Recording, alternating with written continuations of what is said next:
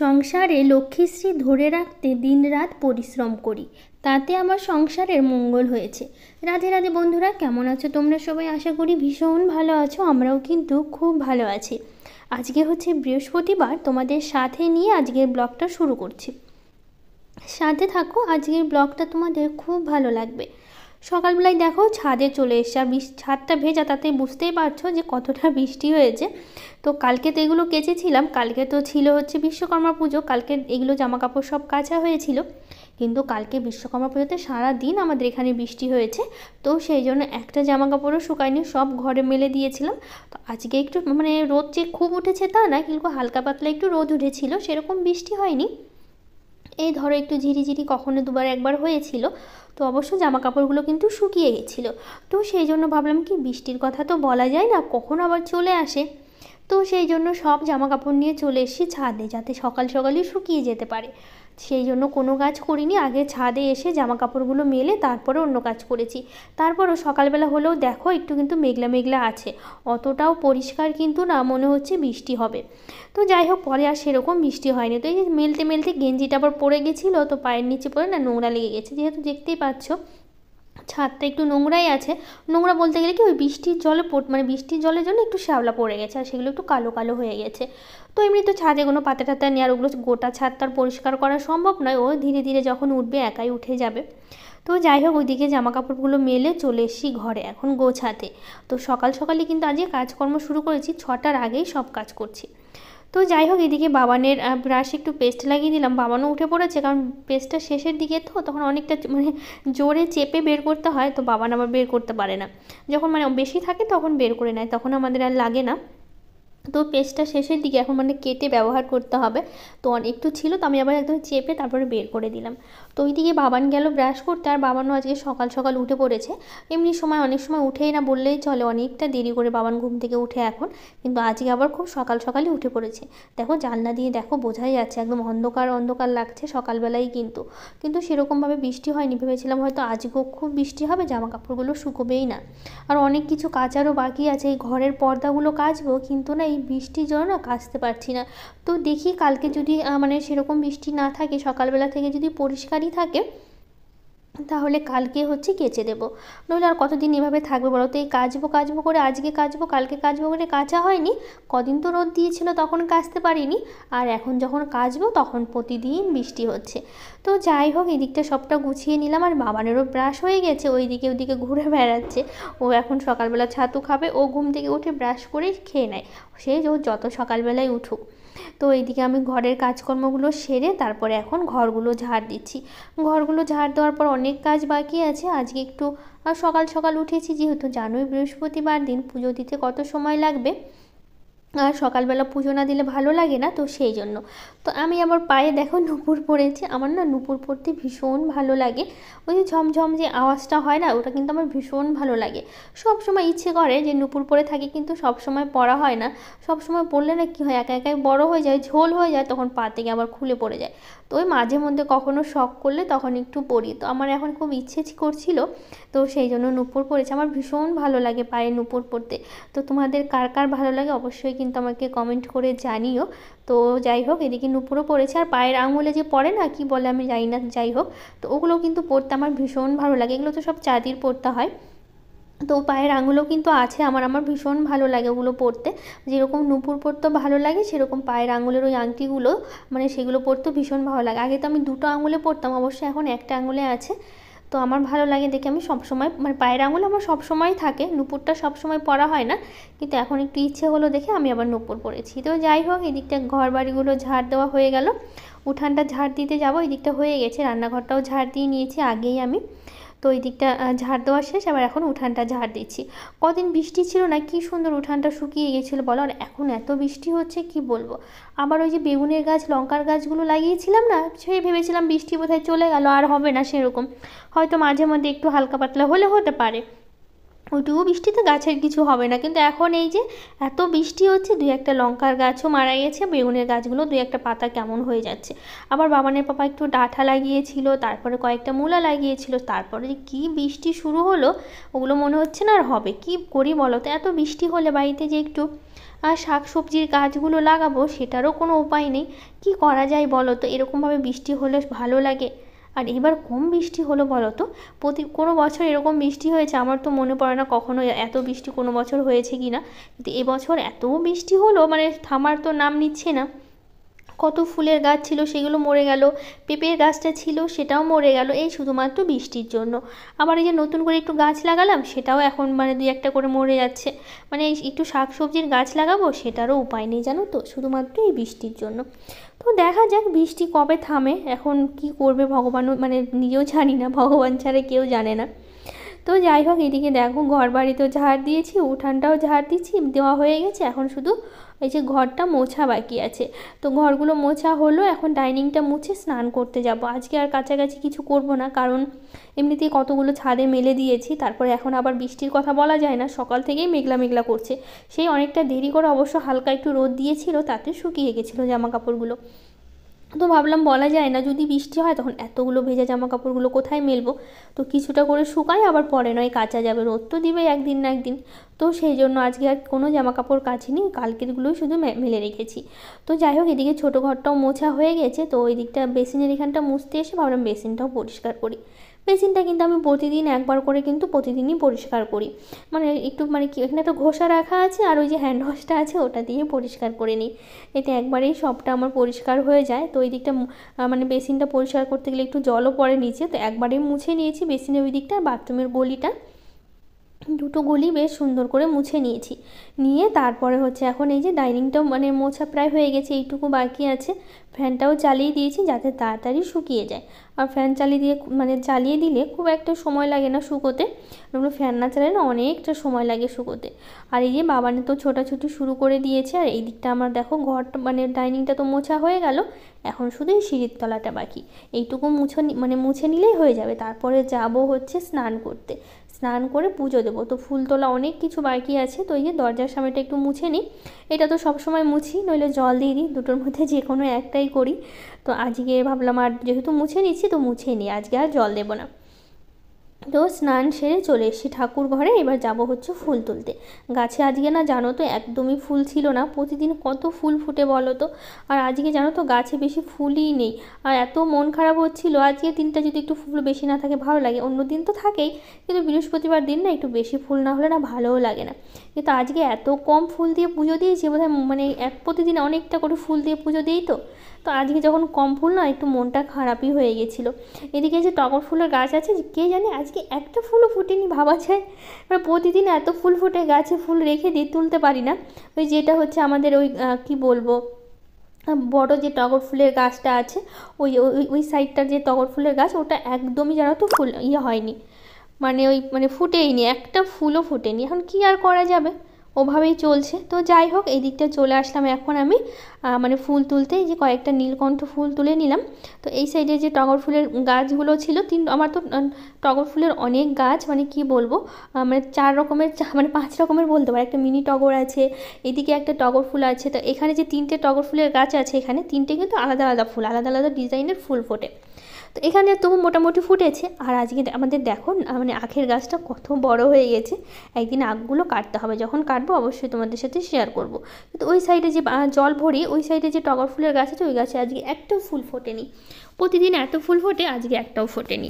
তো যাই হোক, যে কটা ফুল পেলাম সবগুলো নিয়ে চলে আসলাম ঠাকুর ঘরে। এই যে ঠাকুরের আসনটা মুছে নিয়ে এখন ঠাকুর ঘরটা মুছে নিচ্ছি।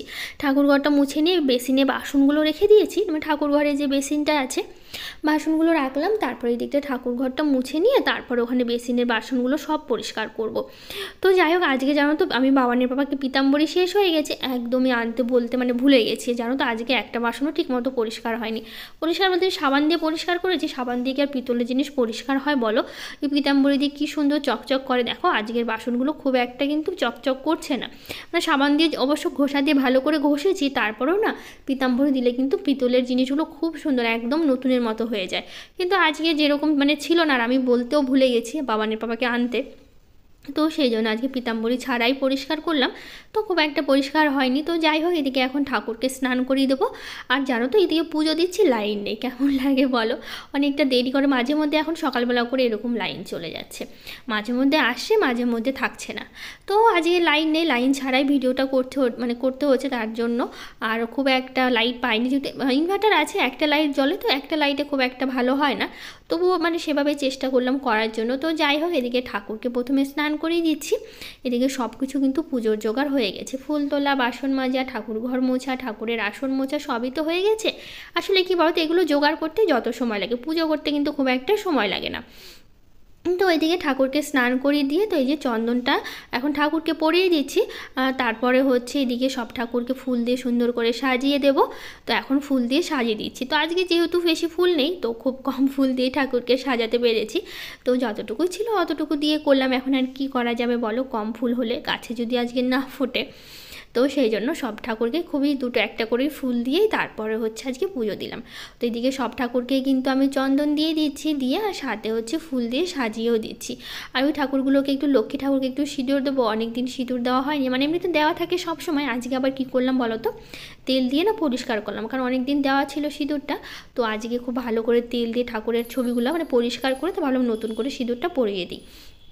তো সেই জন্য নতুন করে সিঁদুরের টিপ দিয়ে দিলাম, সব ঠাকুরকে আমি দিয়ে দিয়েছি। তো যাই হোক, এদিকে ঠাকুরকে এখন আমি কি বলবো, ফুল দিয়ে সাজিয়ে দিচ্ছি, দিয়ে তারপরে প্রদীপটা ধরিয়ে পুজো দেবো, তারপরে ঘরটা বসাবো। তো আজকে আগে ফুল দিয়ে সাজিয়ে দিলাম, তারপরে ভাবলাম ঘরটা বসাই। তো এদিকে প্রদীপটা ধরিয়ে নিই। তো আজকে সেই জন্য হচ্ছে ঘরটা বসাবো, তো ভাবলাম আগে প্রদীপটা ধরিয়ে দিই। তো যাই হোক, এদিকে প্রদীপটা ধরাতে ধরাতে কয়েকটা দিদিভাইদের কমেন্ট পড়ে নিই।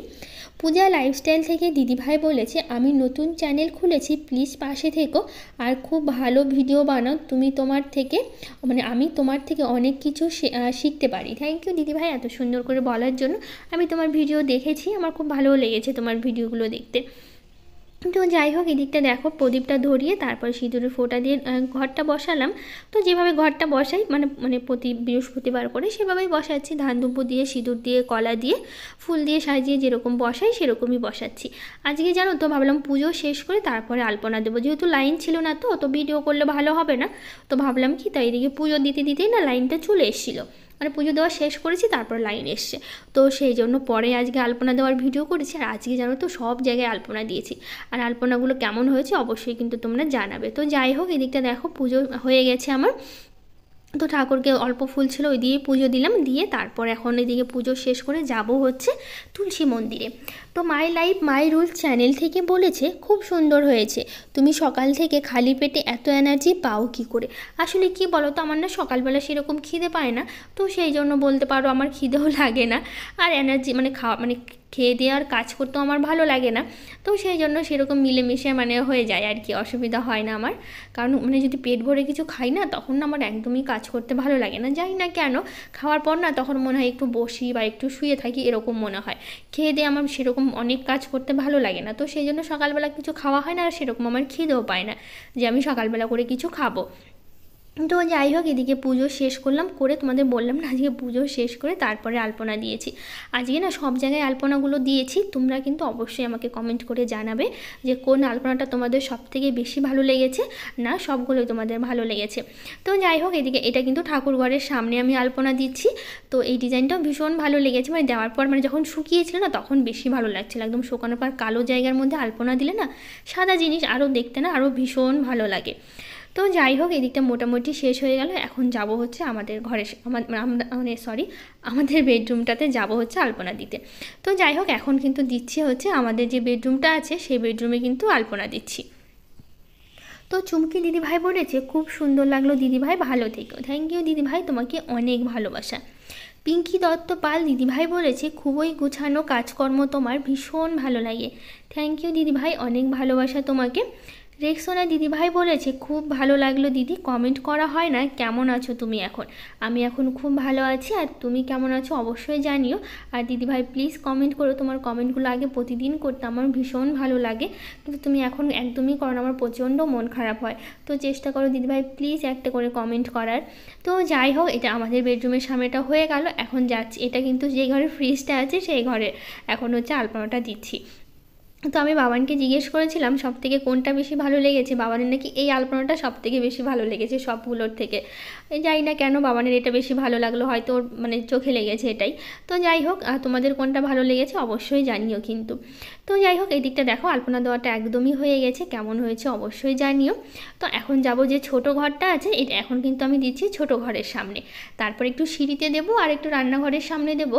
কিন্তু আজকে জানো রান্নাঘরের সামনে আলপনা দিতে গেছি, যেহেতু রান্নাঘরে তো সবসময় তেলের রান্না করা হয়, আর সব ঘরের সামনে দেখো কী সুন্দর আলপনাগুলো হয়েছে। রান্নাঘরের সামনে দিতে গিয়েছে আর হচ্ছে না, কারণ তেল তেলে তো সুন্দর করে লাগছেই না আলপনাগুলো।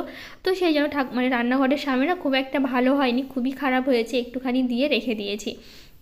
আর এই যে দেখো একদম তেল তেলে তো সুন্দরই হচ্ছে না, তো সেই জন্য আর খুব একটা ভালো দিইনি, এরকম করে রেখে দিয়েছি রান্নাঘরের সামনে। তারপর ভাবলাম কি একটু সিঁড়িতে দিই, যেহেতু সিঁড়িটা সামনেখানে থাকে তো দেখতে ভালো লাগবে, তো সেই জন্য একটু ভাবলাম সিঁড়িতে দিই। তো সবটা ভিডিও মানে এই আলপনা দেওয়ার ভিডিওটা না বাবানের পাপা করে দিয়েছিল। সেই বলো কোথায় কোথায় উঠে উঠে ভিডিও করছে, দেখো কত উঁচু থেকে উঠে উঠে ভিডিওগুলো করে দিচ্ছে আমাকে। তাই আমি বললাম কাছ থেকে একটু করো, এত উঁচু থেকে ওঠার কী আছে। তো যাই হোক, এদিকে এই আলপনাটা কেমন হয়েছে অবশ্যই কিন্তু জানিও। তো রেক্সোনা দিদিভাই, সরি শ্রেয়সী দিদিভাই বলেছে খুব ভালো লাগলো দিদিভাই, থ্যাংক ইউ দিদিভাই, তোমাকে অনেক ভালোবাসা। পায়েল পাল দিদিভাই বলেছে খুব সুন্দর হয়েছে ভিডিওটা, থ্যাংক ইউ দিদিভাই। সোমা দাস দিদিভাই বলেছে একবার করে ঘরের লুকটা চেঞ্জ করো, মন ভালো লাগবে। তো দেখি যদি পারি অবশ্যই করব, আসলে জিনিসগুলো সরানো একটু মুশকিল হয়ে যায়, তো যদি করে থাকি অবশ্যই তো ভিডিও করব, তখন অবশ্যই দেখাবো। তো যাই হোক, এদিকে আলপনা দেওয়া শেষ, পুজো শেষ, অনেক সকালবেলা থেকে সব কিছু হয়ে গেছে, এখন চলে এসেছি রান্না করতে। আর এই যে বৃহস্পতিবার করে তো নিরামিষ খাওয়া হয়, তো সেই জন্য দেখো আমি আজকে রান্না করব, ডাল করব আর সয়াবিন করব। তো এই যে ডালটা আমি সেদ্ধ বসিয়ে দিয়েছি, আজকে মটর ডাল করব, প্রায় অনেক দিন পর জানো আজকে মটর ডাল খাওয়া হলো, কারণ সেরকমভাবে মটর ডাল খাওয়াই হয় না, সবসময় মুগ ডালই খাওয়া হয় মানে নিরামিষ দিনগুলোতে, আর এমনি দিনে তো মুসুর ডাল খাওয়া হয়, কিন্তু অনেক দিন পরে আজকে মটর ডালটা রান্না করছি। তো এদিকে ভাত হয়ে গেছে, ডালটা তো প্রেশারে দিয়েছিলাম, তাড়াতাড়ি হয়ে গেছে। আর সয়াবিনের জন্য আমি আলুটাও কেটে নিয়েছি। তো এদিকে এখন ডালে ফোড়ন দেবো, এই যে শুকনো লঙ্কা, জিরে, তেজপাতা আর আদা ফোড়ন দিয়ে ডালটা রান্না করছি। আর ডালটা ভীষণ ভালো লাগছিলো, যেহেতু অনেক দিন পর খেলাম তো মানে ছোটো মটর ডালটা, তো সেই জন্য বেশ ভালোও লাগছিলো। তো যাই হোক, এদিকে ডালটা হয়ে গেছে প্রায়, আর এদিকে আমি ভাবলাম সয়াবিনটা সেদ্ধ বসিয়ে দিই। আর সয়াবিন করবো, আজকে আর কিছু করার সময় পাইনি, যেহেতু সকাল থেকে একটু মানে পুজো করলাম, আর আলপনা দিতে গিয়ে না অনেকটা দেরি হয়ে গেছিলো, একটু আলপনা একটু ধীরে সুস্থে না দিলে ভালোও হয় না, তো সেই জন্য একটু সময় নিয়ে দিচ্ছিলাম, তো সেই জন্য একটু দেরি হয়ে গেল রান্না করতে। তো সেই জন্য ভাবলাম আজকে আর সেরকম কিছু করবো না, মানে অন্য কিছু ভাজা টাজা দু এক রকমের আর কিছু করিনি, শুধু ডাল আর সয়াবিন করে রেখে দিয়েছি। তো ওইদিকে দেখো দেরি হচ্ছে দেখে ওইদিকে সয়াবিনও সেদ্ধ হচ্ছে, আর এইদিকে হচ্ছে আমার আলুটাও ভাজা হচ্ছে। তো যাই হোক, এদিকে সয়াবিনটা ভালো করে ধুয়ে চিপে তারপরে আলুর মধ্যে দিলাম। আজকে একবারেই করছি, যেহেতু আলাদা করে আর কিছু মানে মশলা বা সয়াবিন আলাদা করে কিছু ভাজছি না, একবারে আজকে ভেজে রান্না করছি।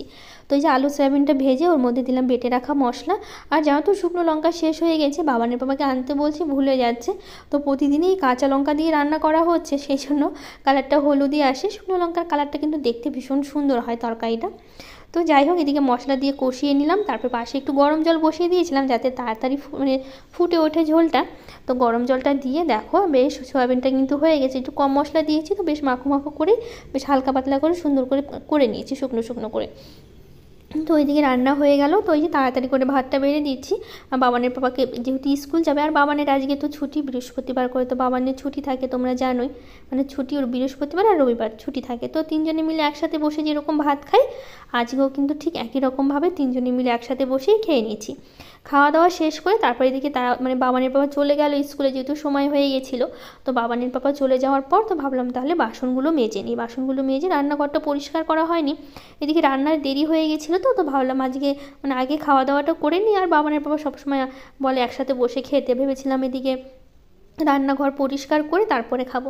আসলে খাওয়া দাওয়ার পর না এই কড়াই তারপরে এগুলো প্রেশার কুকার বাসন মাজতে একটু কষ্টই হয়ে যায়, তো সেই জন্য ভাবি কি আগে মানে এগুলো বাসন মেজে তারপরে খাবো। কিন্তু ওই যে বাবানের বাবা বললো দেখে আমি আর তার জন্য আর কি আগেই খেয়ে নিলাম। খাওয়া দাওয়া শেষ করে তারপর এখন এই যে বাসনগুলো মেজে মেজে সবটা রাখছি, বেশ অনেকগুলোই বাসন হয়েছিল আজকে, তো সেই জন্য দেখো গামলাটা বেশ ভরে গেছে বাসনে।